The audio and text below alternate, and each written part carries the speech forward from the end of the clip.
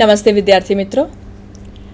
ગયા અંકમાં ગયા મંગળવારે આપણે બૌદ્ધિક મિલકત અધિકાર એ વિષય ઉપર આપણે ઘણી બધી ચર્ચા કરી અને ભારતમાં બૌદ્ધિક મિલકતનો વિકાસ આંતરરાષ્ટ્રીય પરિપ્રેક્ષ્યમાં કેવી રીતે થયો તેની આપણે વિગતે ચર્ચા કરી. વિદ્યાર્થી મિત્રો, આજે આપણે ચર્ચા કરીશું લો રિલેટિંગ ટુ પેટન્ટ્સ. આપને હવે એ ખ્યાલ છે કે બૌદ્ધિક મિલકત અધિકાર કે જે 1999 પહેલાં અને 1999 પછી 1999 પહેલાંનો સમય જો આપણે તપાસીએ તો માત્ર પેટન્ટ, કોપીરાઇટ, ટ્રેડમાર્ક અને ડિઝાઇન્સ આ 4 મુખ્ય બૌદ્ધિક મિલકત અધિકારો જે આપણી જાણમાં હતા અને જેને લગતા કાયદા ભારતમાં અસ્તિત્વમાં હતા.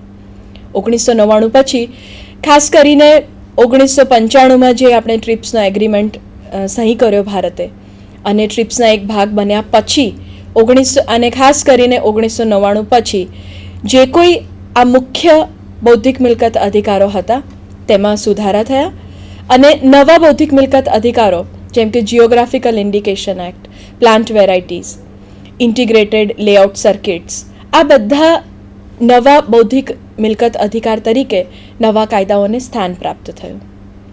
વિદ્યાર્થી મિત્રો, આજે આપણે ચર્ચા કરીશું લો રિલેટિંગ ટુ પેટન્ટ્સ. વધારે વિગતે પેટન્ટ્સ એક્ટ જે 1970માં ઘડાયો છે તેના વિશે ચર્ચા કરીશું.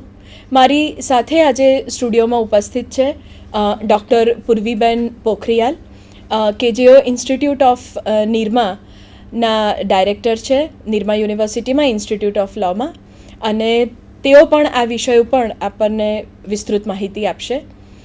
શરૂઆત મિત્રો કરીએ આપણે કે પેટન્ટનો જે કાયદો છે એ પેટન્ટના કાયદાનો મુખ્ય હેતુ શું છે, કયા કારણથી આ કાયદો ઘડવામાં આવ્યો, અને કદાચ એ ઓબ્જેક્ટ સમજવા માટે આપણે એક ઉદાહરણ લઈએ કે આપણે નાના હતા, હું ખાસ કરીને જો મારી જ વાત કરું તો નાના હતા તો અમારા ઘરમાં ટીવી નહોતું. એ પછી ટીવી આવ્યા. ટીવી બ્લેક એન્ડ વ્હાઇટ ટીવીમાંથી માત્ર એક ચેનલનું ટીવી, અને ત્યારબાદ અનેક જુદી જુદી ચેનલ્સ આવવા લાગી. બ્લેક એન્ડ વ્હાઇટ ટીવીમાંથી કલર ટીવી બન્યા, કલર ટીવીમાંથી સ્લીક મોડેલ્સ આવ્યા. હવે તો ટીવી આપણે ભીત ઉપર લગાવી શકીએ છીએ અને હાઈ ડેફિનેશન ટીવીઝ આવ્યા. મિત્રો, આ એક ઉદાહરણ છે કે જે તમે, મેં, આપણે સૌએ આપણે આ એક્સપિરિયન્સ કર્યો છે. આ જે બદલાવ છે, આ ટેકનોલોજીની જે ક્રાંતિ છે જેના તમે ને હું, આપણે સૌ એક ભાગ છે, એમાં સૌથી મહત્ત્વનો ભાગ જો કોઈએ ભજવ્યો હોય તો એ છે બૌદ્ધિક મિલકત અધિકાર, અને તેમાં પણ ખાસ કરીને પેટન્ટ્સ. આ જે કોઈ ટેકનોલોજી છે, આ જે કોઈ કમ્ફર્ટ્સ છે, પેજરથી માંડીને આજના જમાનામાં આપણે SMS અને MMS અને હાથમાં મોબાઈલ જે આવી ગયા, આ જે કોઈ ટેકનોલોજી છે તેની પાછળનો મુખ્ય હેતુ છે રિસર્ચ. અને જે સાયન્ટિસ્ટ જે વર્ષોની મહેનત કરે અને તેનો સમય તેને આપ્યા બાદ તેમાં જે રિસર્ચના અંતે તેણે જે શોધ કરી હોય એ શોધને જો કાયદા દ્વારા કોઈ રક્ષણ આપવામાં ન આવે તો કદાચ આપણા સમાજમાં કોઈ પણ વૈજ્ઞાનિક આ શોધ કરવા માટે પ્રેરણા નહીં મળે. અને આ જ હેતુ છે ભારતના પેટન્ટના કાયદાનો કે જે 1970માં ઘડાયો. આપ સ્લાઇડ ઉપર જોઈ શકો છો.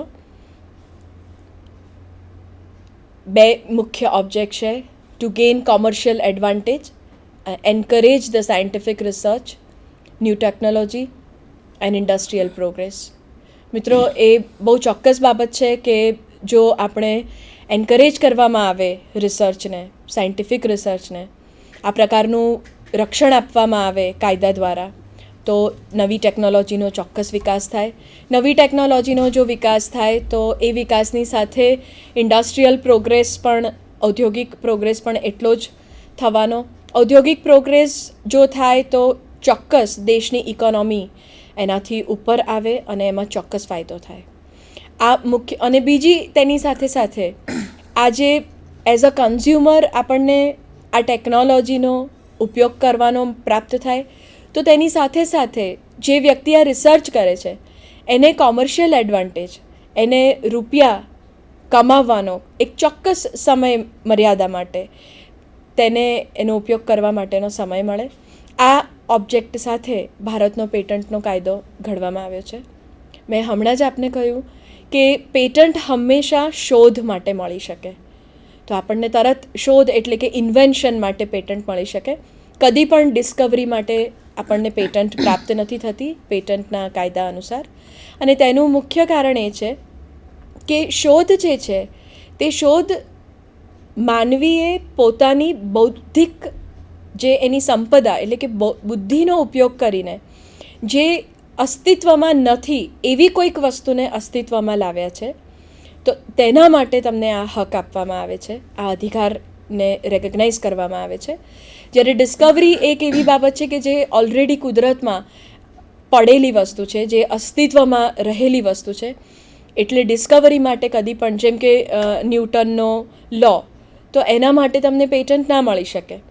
કે જે ઓલરેડી એક્ઝિસ્ટન્સમાં છે, જે ડિસ્કવર કર્યું છે, એ ડિસ્કવરી માટે કદી પણ પેટન્ટ મળી ન શકે. એટલે વિદ્યાર્થી મિત્રો, આ પહેલી મુખ્ય બાબત. આપણે પેટન્ટના કાયદાનો હેતુ શું છે તે આપ ચોક્કસ સમજ્યા હશો. ત્યાર પછીનો બીજો મુદ્દો જે આપણે લઈએ છીએ કે પેટન્ટ શેના માટે મળી શકે. તો પેટન્ટ આપણને મળી શકે શોધ માટે. તો પેટન્ટના કાયદામાં શોધની શું વ્યાખ્યા આપી છે તે આપણે જોઈએ સ્લાઇડ ઉપર. શોધની વ્યાખ્યા આપણે સ્લાઇડ ઉપર જોઈશું કે ઇન્વેન્શનની વ્યાખ્યા, શોધની વ્યાખ્યા સ્લાઇડ ઉપર શું આપેલી છે. ઇન્વેન્શન આપ જોઈ શકો છો. Art, process, method or manner of manufacture, machine, apparatus or other article, substance produced by manufacture, improvement of something known should result in new product or process which is more useful, product or process which is more economical. અને ત્રીજો મહત્વનો ભાગ આ વ્યાખ્યાનો, combination of component elements resulting in new result, old result in a better, more expeditious and economical manner. વિદ્યાર્થી મિત્રો, આ જે વ્યાખ્યા આપણે હમણાં જોઈ, આપ ફરીથી ધ્યાન પર લઈ શકો છો. Art, process, method or manner of manufacture, કોઈપણ મશીન માટે, કોઈપણ એપરેટસ માટે, કોઈપણ સબસ્ટન્સ જે તમે શોધ્યો હોય, જે ઓલરેડી જે અસ્તિત્વમાં છે કોઈ સબસ્ટન્સ, એનું ઇમ્પ્રૂવમેન્ટ કર્યું હોય, એટલે કે તમે એમાં કંઈક સુધારો કર્યો હોય, એમાં તમે કંઈક નવું એડિશન કર્યું હોય, અને એ એડિશનના ભાગરૂપે જો કોઈક નવી પ્રોડક્ટ અથવા તો પ્રોસેસ બનતી હોય તેમાંથી, અને તે પ્રોડક્ટ કે પ્રોસેસ જે ઓલરેડી અસ્તિત્વમાં છે તે વધારે યુઝફુલ હોય અને વધારે ઇકોનોમિક હોય, એટલે કે જે ભાવે મળતી હોય તેના કરતાં કદાચ સસ્તા ભાવે તમે એ જ પ્રોડક્ટને એનું ઇમ્પ્રૂવ કરીને તમે જો બજારમાં મૂકી શકતા હો, તો તેના માટે પણ તમે પેટન્ટ માટે એપ્લાય કરી શકો. અને છેલ્લો ભાગ, combination of component elements resulting in, કે કદાચ કંઈક નવું જ રિઝલ્ટ મળે, તમે અમુક કોમ્પોનન્ટ્સ એડ કરીને કંઈક નવી પ્રોડક્ટ બનાવી રહ્યા હો, અથવા તો ઓલ્ડ રિઝલ્ટ એટલે કે જે જૂનું રિઝલ્ટ મળતું હોય તે which is a better, more એક્સપિડિશિયસ, એટલે તમને એ પ્રોડક્ટ 5 કલાકની પ્રોસેસના અંતે મળતી હોય એના બદલે કદાચ 2 કલાકમાં તમે એને પ્રાપ્ત કરી શકો, એ શક્યતા હોય. અને છેલ્લો મુદ્દો છે કે વિચ ઇઝ મોર ઇકોનોમિકલ, તે વધારે સસ્તી હોય. તો આ ત્રણેય ભાગ જે આપણે કરી શકીએ, જે વ્યાખ્યા પેટન્ટ્સ એક્ટમાં આપેલી છે, તેના ભાગ મુજબ આ થઈ વ્યાખ્યા શોધની. અને શોધ માટે હંમેશા પેટન્ટ મળી શકે. હવે ભારતમાં મુખ્યત્વે 2 પ્રકારની પેટન્ટ આપવામાં આવે છે. એક છે પ્રોડક્ટ પેટન્ટ અને બીજું છે પ્રોસેસ પેટન્ટ. મિત્રો, આપ સ્લાઇડ ઉપર જોઈ શકશો.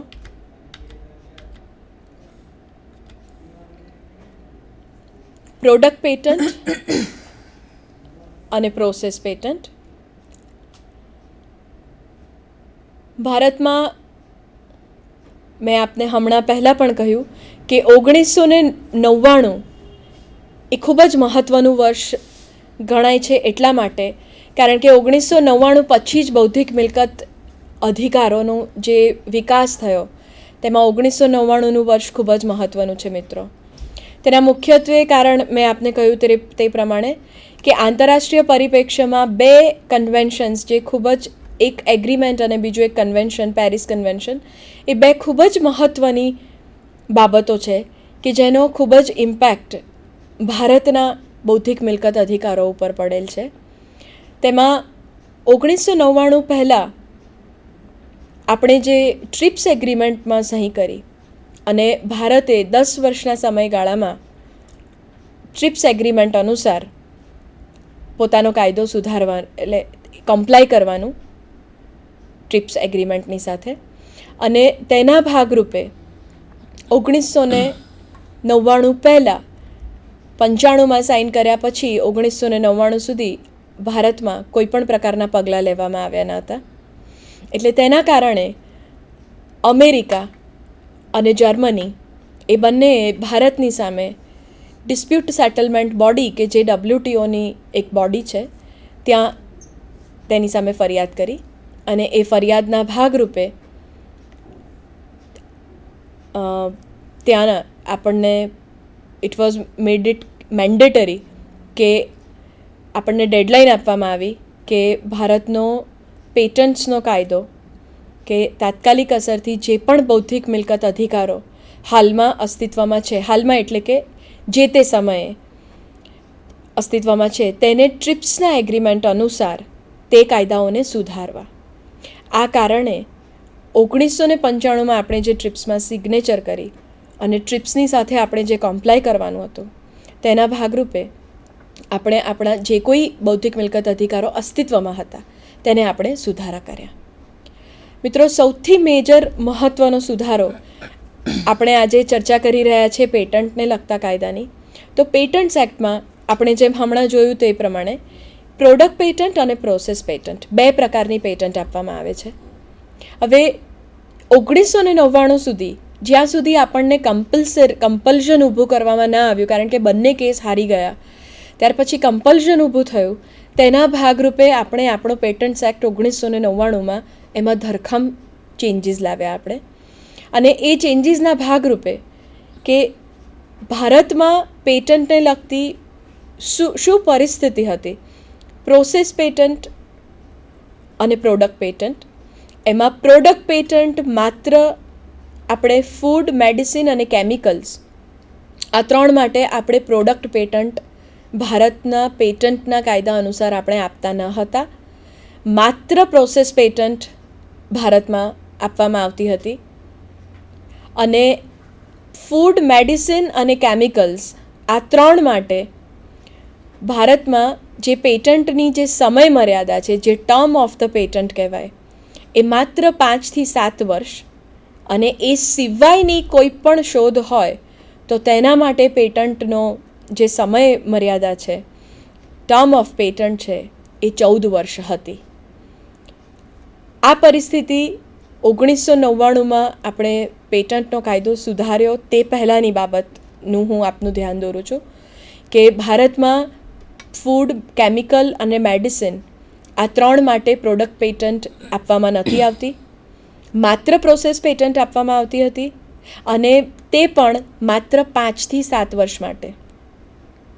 પણ ટ્રિપ્સ એગ્રીમેન્ટની એક જરૂરિયાત એવી હતી કે આવો કોઈ પણ અપવાદ આપ્યા સિવાય, અને મિત્રો આપને કદાચ ખબર હશે અથવા જાણીને નવાઈ લાગશે કે એશિયામાં India was the only country કે જેના પેટન્ટ્સ એક્ટમાં આવા પ્રકારના પ્રોવિઝન્સ હતા કે આપણે માત્ર પ્રોડક્ટ પેટન્ટ ન હતા આપતા, આપણે માત્ર પ્રોસેસ પેટન્ટ આપતા હતા.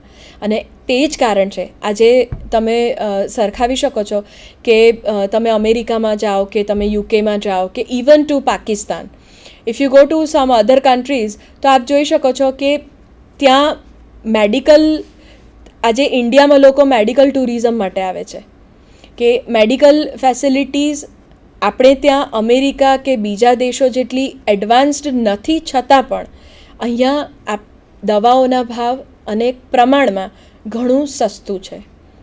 અને જ્યારે તમે ફોર એક્ઝામ્પલ ડાયક્લોફિનેક કે જે બહુ સામાન્ય આપણને રોજ દુખાવો થતો હોય અને કમર દુખતી હોય અને આપણે મૂવ લગાવીએ કે એમાં જે ઇન્ગ્રેડિયન્ટ હોય છે ડાયક્લોફિનેક કે જે ભારતમાં કદાચ અહીંયા આપણને 25 રૂપિયામાં પડે, તમે એ જ ડાયક્લોફિનેક જો તમે અમેરિકામાં લેવા જાઓ તો તમારે 250 રૂપિયા આપવા પડે. એટલે ચોક્કસ આપણને પ્રશ્ન થાય કે જે દવા ભારતમાં આપણને સસ્તી પ્રાપ્ત થાય છે એ જ દવા અન્ય દેશોમાં, એ જ એન્ટીબાયોટિક અન્ય દેશોમાં મોંઘી છે. અને મિત્રો તેની પાછળનું મુખ્ય કારણ એ જે તે દેશના પેટન્ટનો કાયદો છે.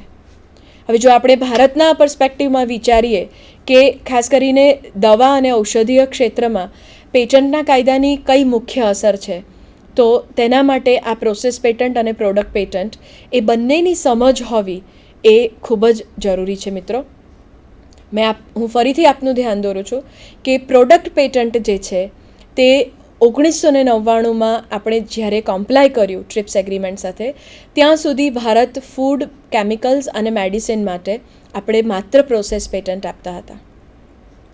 અને હવે ટ્રિપ્સ એગ્રીમેન્ટમાં કોમ્પ્લાય કર્યા પછી 2006 ફેબ્રુઆરીથી આપણે આપણા કાયદાને ટોટલી ટ્રિપ્સ એગ્રીમેન્ટ સાથે કોમ્પ્લાય કર્યો છે.